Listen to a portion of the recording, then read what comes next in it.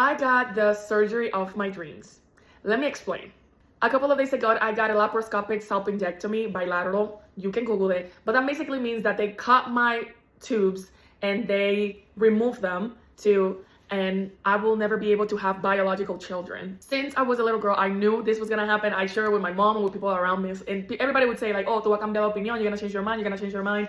And that never happened to me. So I kind of gave myself like a deadline. And it was for my 30th birthday, which was this year already. I spoke with my gynecologist. She referred me to a clinic and I went to a couple of consultations. They told me how the procedure works, my different options, whether I tie them, I take one off only, or I go all the way up to like being completely sterilized. And that was my decision. The only thing that I was kind of scared is because I've heard so many horror stories of women going to ask for this surgery for different reasons and they were denied from it, or they have to change doctors because they wouldn't say yes.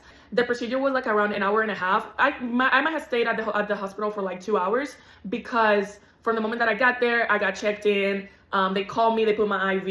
The doctor started coming in like, okay, I'm gonna be in the OR with you. The main doctor was there. He introduced himself to me. Super lovely. Shout out to everybody at Duke Regional Hospital. They were great. The nurses were fantastic. And then from when they put the IV in me, took me to the OR, and then I woke up again. It was like an hour and a half. And that same day I went home. If you don't have any complications, they send you home the same day, of course with painkillers and just to make sure you're like checking your temperature and that you feel okay. And today's like my fourth day since the surgery, and I feel fantastic. I remember that one of the nurses said that she thinks that the only bad thing about this is that sometimes people regret it. And I told her like, that's not gonna be my case. I knew this was gonna happen. And even if I do, I'm an adult and I'm gonna have to deal with the consequences. But I got the support from my friends, from some people from my family, some people that started to quote the Bible to me about being fruitful and multiply, which great, that's great for other people, but that's not gonna be my case.